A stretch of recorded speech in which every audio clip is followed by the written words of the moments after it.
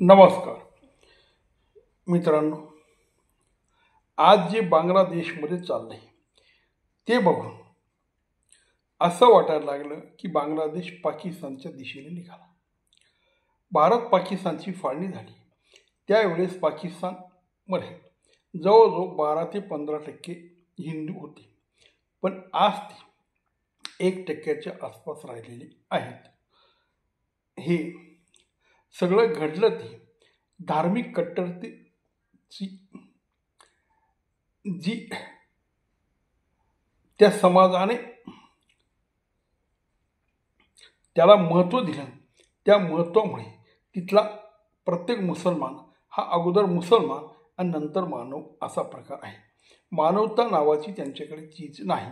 आमचा धर्म हा श्रेष्ठ आणि आम्ही सांगू तेच बाकीच्या धर्मियांनी वागायचं, बाकीच्या धर्मियांना आमच्या देशात काही अधिकार नाही, अशा पद्धतीचं बहुसंख्य मुस्लिम ज्या देशात आहे त्या देशातल्या लोकांचं वर्तन आहे.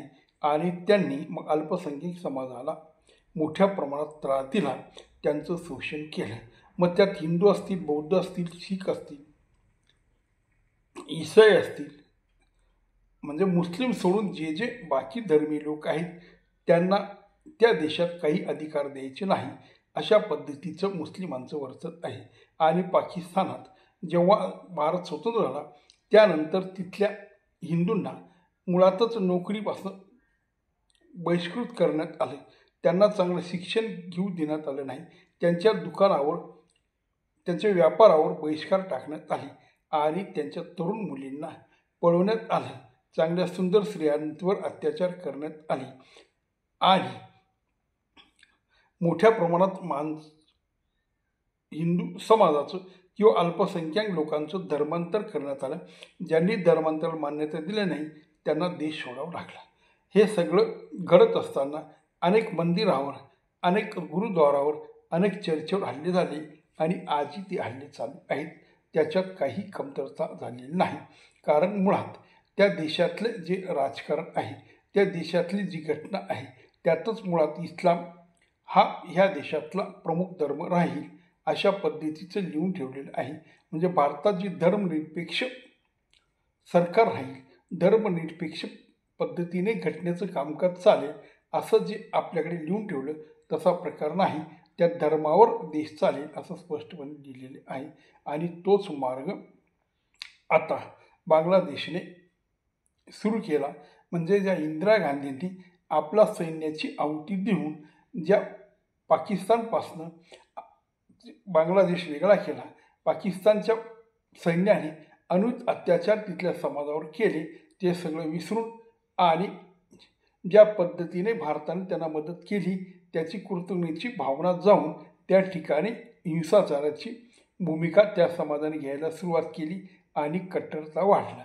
यासाठी बांगलादेशी मुळात कट्टर होतेच, पण बाकीचे जे सरकार होते शेख हसीना यांनी मात्र चांगल्या प्रकारे कारभारी करत याच्यावर एक वचक आणलेला होता.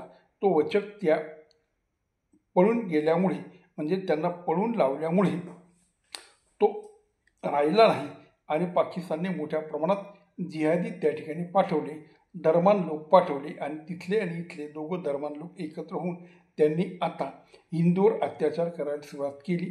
त्यांचे 1200च्या वरती दुकानं बंद केली, त्यांना नोकरीवरून कमी करण्यात आले, त्यांच्या स्त्रियांना परत पाकिस्तान जे गोष्टी घडतात त्या पद्धतीने पळवून नेण्याचा प्रयत्न करण्यात आला आणि रस्त्यावर कुठेही हिंदू मुलांना, तरुणांना आणि व्यक्तींना मारहाण करायला सुरुवात केली.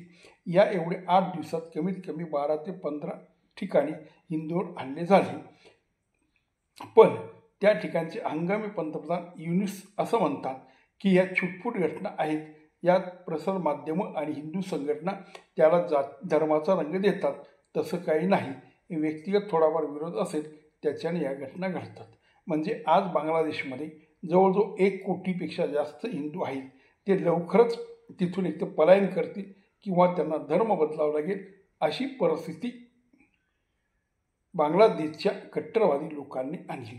म्हणजे ज्या बांगलादेशला स्वातंत्र्य देण्यासाठी भारताने एवढा त्याग केला त्यांचा विसर तर पडलाच, पण व्यापाराबाबतीत आणि बांगलादेश हा जास्त करून भारताशी व्यापार करतो, तो व्यापाराचा, त्या सगळ्या सवलतीचा कुठलाही फायदा घेऊन बांगलादेश हा कृतज्ञ राहिला आणि आज तो जातीयतेवर, धर्मांतेवर उभा राहिला आणि तिथले लोक पुन्हा कट्टरवादी बनवू लागले.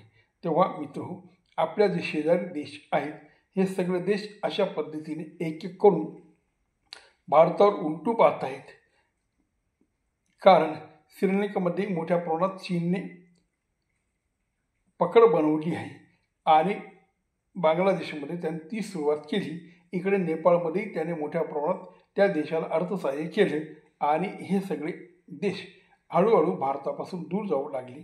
मुळात पाकिस्तान आणि बांगलादेश हे मुस्लिम देश असल्यामुळे ते कोणाच्याही बाजूला जरी गेले तर त्यांच्या फायद्यासाठी जातील, ते कोणाची होणार नाहीत आणि त्यांच्याकडे मानवता नसल्यामुळे तो विषय नाही.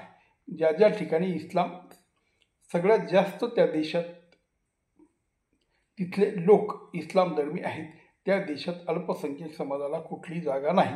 मात्र भारतात इथले मुसलमान म्हणतात की आम्हाला धर्मनिरपेक्ष देश हवा, मोदी तो देश नष्ट करू पाहत आहेत. म्हणजे भारतात तुम्हाला धर्मनिरपेक्षता पाहिजे, भारतात तुम्हाला समान नागरी पाहिजे, भारतात तुम्हाला सगळे अधिकार पाहिजेत. मात्र पाकिस्तान, बांगलादेश, इतर देशांमध्ये, तो अफगाणिस्तानसुद्धा असेल, तिथं मात्र अल्पसंख्याकांना काही अधिकार नाही दिले तरी चालतील. कारण मग इस्लाम हा मुळात धर्मावर आधारित त्यांची राज्यप्रणाली आहे, तेव्हा त्यांचा दोष नाही. आणि असं सांगण्यापेक्षा हे लोक मुळात काही बोलत नाही. जेव्हा त्यांना प्रश्न विचारला जातो तेव्हा ते सांगतात, आम्हाला भारताविषयी विचारा, आम्ही भारतीय आहोत, आम्हाला पाकिस्तानचे काही देणे घेणे नाही. आणि जेव्हा पाकिस्तानमध्ये अशा काही घटना घडतात आणि भारत जेव्हा पाकिस्तानवर हल्ला करतो, भारत जेव्हा पाकिस्तान दोष देतो, तेव्हा मात्र हे पाकिस्तानची बाजू घेतात. असा हा सगळा दुटप्पी व्यवहार आहे. जगामध्ये जिथं जिथं इस्लामी देश आहेत तिथे तिथं बाकी कुठल्याही समाजाची फारसी लोकसंख्या पामकू शकलेली नाही. ते गरीब राहिले किंवा त्यांना इथं धर्मांतर करावं लागलं, त्यांच्या बायका मुला सुरक्षित नाही. पण भारतात सगळं सुरक्षित असून सुद्धा भारतावर मोठ्या प्रमाणात हे लोक टीका करतात. आणि